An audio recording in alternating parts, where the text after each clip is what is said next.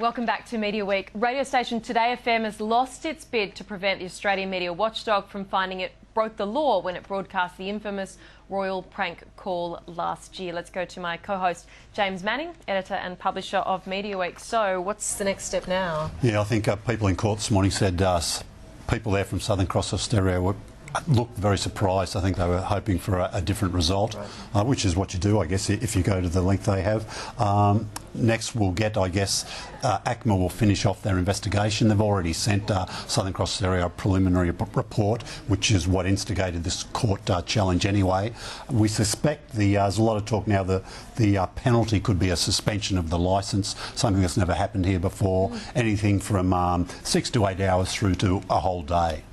We've got Kyle and Jackie O in screen as well, because that's been a big talking point for Southern Cross Austereo. Contract talks break down, they're off. Yeah, look, Thursday of last week they went in to chat once more. They realised there was no common ground. The talk was Kyle Sandilands had sort of made an offer that Southern Cross Austereo had to refuse, talk of maybe $5 million he was seeking there, a fairly significant pay rise in this climate. Look, the company just said, look, we can't do that, and they're gone. And they head over to? The talk is they might go to Mix. There's been talk of discussions, but there's very early days there. Would they fix that brand? Maybe. I think it probably would be a good fit for Mix, and they could develop a long-term relationship there. Have to change the content marginally. Is there a non-compete clause in the contract? We think so, but possibly as short as 3 months, meaning they could be on air from April if they came to an arrangement. Okay, and we should mention also there's some big changes at Fairfax Radio. I mean, have the cricket, but they lose a couple of Sydney key presenters. Yeah, look, Jason Morrison's been confirmed as departing. I think we mentioned last week Paul Murray's also leaving, going to focus on Sky News full-time. Yeah, they've got a long-term cricket agreement with Cricket Australia, but it's only sort of good from towards the end of December through to the end of January, so it's a fairly short period of the year. Right.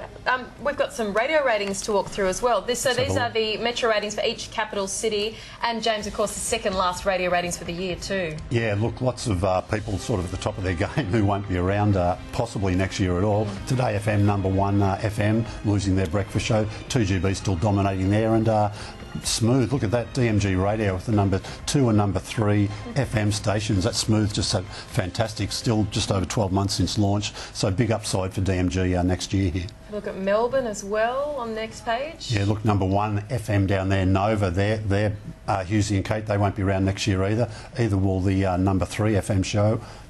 Matt and Joe, their replacements are announced this week. A lot of talk's going to be Dave Thornton and Fifi Box, so expect that could be the case. The next one we've got Brisbane, followed by, after Brisbane, we've got Adelaide as well. Yeah, look, up in Brisbane, I think all those shows are going to be back next year. A bit of change at 4BC, but that's not in the top 5 stations.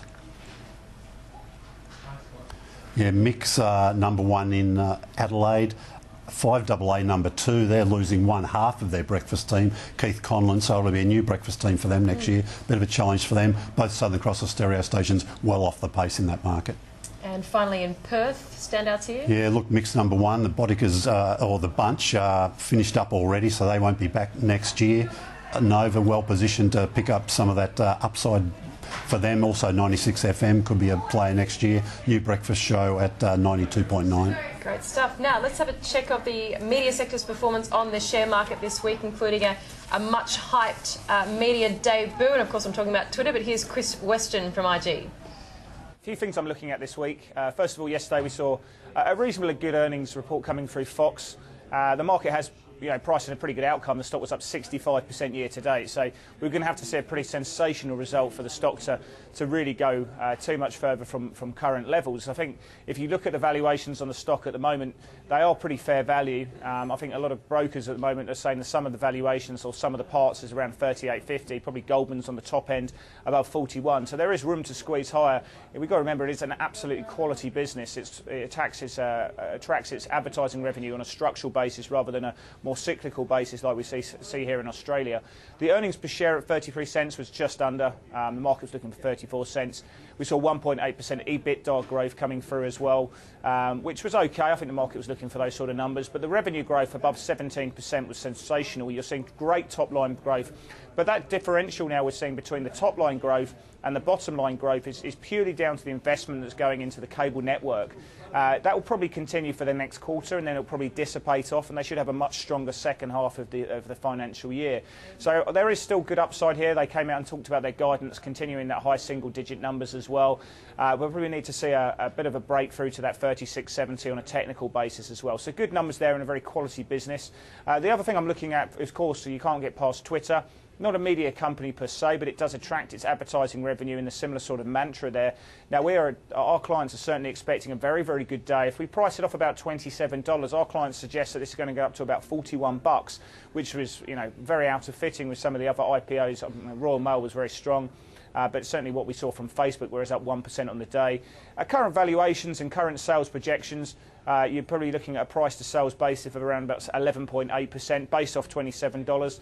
If you think that Facebook is currently trading around 11.4 times price to sales, and something like Google, which is an established and absolutely quality business, is trading around 6.1 times, you could say that on that metric that it's going to be trading on a lofty basis, especially if it trades up to $41. But I still like the stock. Growth projections are fantastic. We're going to see double-digit, if not triple-digit sales per growth projections coming through for the next 4 years. And in fact, by 2018, people are saying that we're going to see revenues about just over $4 billion. That's the magic number there. So that's what we're looking at today. That's going to be the big talking point on the floors tomorrow, and certainly the US trade tonight. And certainly our clients are expecting a spectacular day's trade there. And coming up on Media Week, Channel 10 under pressure after the new morning lineup fails to fire. That's next.